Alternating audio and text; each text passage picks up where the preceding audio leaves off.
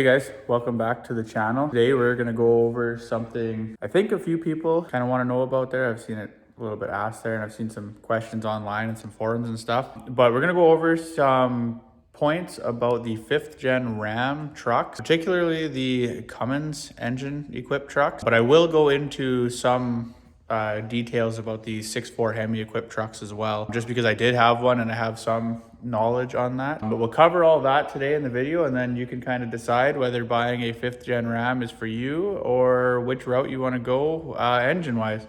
So we'll jump into that. Before we get started, I do just want to say that both options have their pros and cons, both the 6.4 Hemi and the 6.7 liter Cummins. Neither one of them are bad, honestly. Neither one of them are heads and tails above, depending on what you want. But there's definitely going to be some points, and you'll see in the video I'm a little more biased one way or the other, and I'll explain why. But both options are great, and I'll kind of unwrap that as we go. So the first point that I'm going to cover here about the 5th gen Rams that I didn't notice with my 4th gen, both of them that I had and still have, is the front ends don't seem to hold the wear and tear that the other ones did. Right now I have a 2020 5th gen that I posted a walk around video of last week. I also had a 2022 5th gen with a 6.4 Hemi in it that's hydro blue. I ended up selling that. And then I had a 2017 4th gen and a 2014 4th gen. Both of the 4th gens, the front ends never really seemed to give me any grief. They held up to the abuse. I used them to hunt. I used them to go out in the bush on gravel roads more than paved roads. They're all lifted. They all have big tires, big like 37s and stuff on them. My 5th gen though, it has just about 70,000 K on it now, the 5th gen Cummins that I have, the black one that I currently have. I think it's got just about 70,000 kilometers on it. For you American folk, I have no idea what that is. It's like, I don't know, 40,000 miles maybe, somewhere around there. Anyway, it's probably even, I don't know, something like that. Anyway, and it's had the whole front end redone once already, and it's due again. It's got sloppy ball joints, got a lot of play in it. When I took it to the Dodge dealership here in town, or the Ram dealer, whatever you want to call them, Chrysler dealership, apparently there's just normal wear and normal play that is within factory spec, which I'm not a huge fan of that. I mean, it's a steering component. Why would you want to have a sloppy steering wheel that does this all the time? I know they're lifted. I know they're on big tires. I get all that.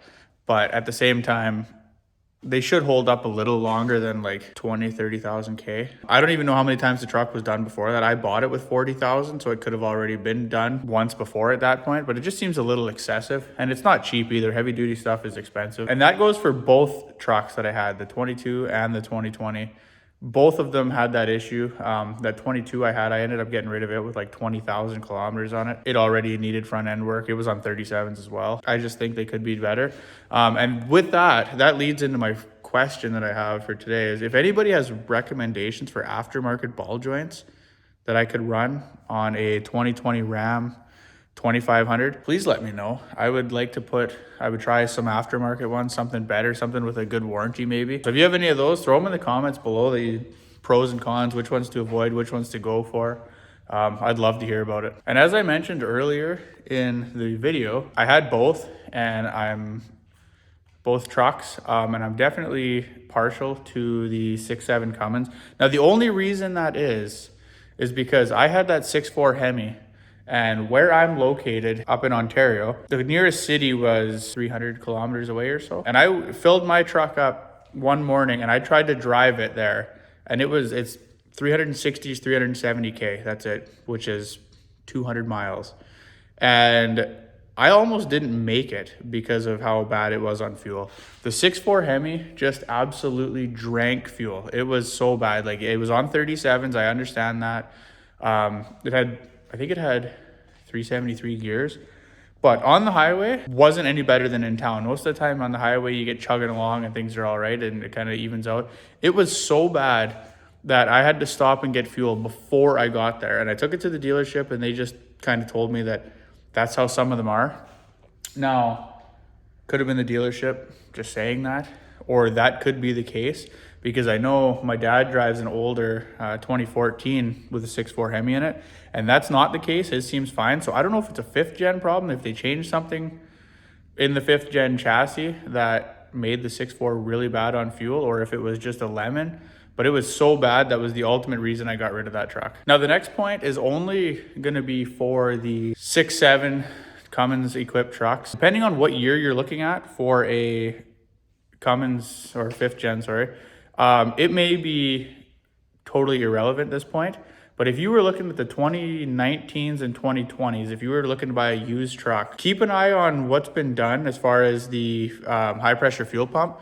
They originally came with a CP4, which was garbage. It was, the whole time they had them in there, it was a matter of when it blew itself apart, not if. And usually when they would start to fail, they would take a lot of fuel system components downstream with them. So you got injectors and everything, those get pretty expensive. So I think 2021, they went back to the CP3. Those are way better. And there might even be a recall. I know mine was changed by the dealership when I bought it, because I brought that point up to them and I didn't have to pay for it. So it might be recalled. But make sure they have a CP3 and not a CP4. That's the biggest thing that I would watch for when you're looking at buying a 5th gen, because if you buy a 6.7 and it blows itself apart and you're all excited to buy your new truck, you're going to be a little upset. And that's just one factor that you definitely want to watch for. Another point about these trucks, specifically pertaining to the 6.7 Cummins equipped trucks, is you're going to have emissions on them if you buy it new, or if you're buying it that hasn't been deleted already. And I know lots of places you can't delete them. Lots of places are a little more strict. That's understandable.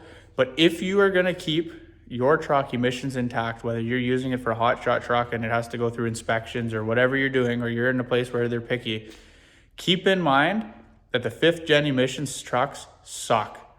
I don't know what is wrong with the emissions on these things. My truck is still emissions intact because I've got a video on it, I'll link up above, about what the government did to me the 1 year. But my truck is still emissions intact. It still has the EGR, it still has the DEF system, it still has the DPF on the exhaust. Completely emissions intact. It has been completely changed once.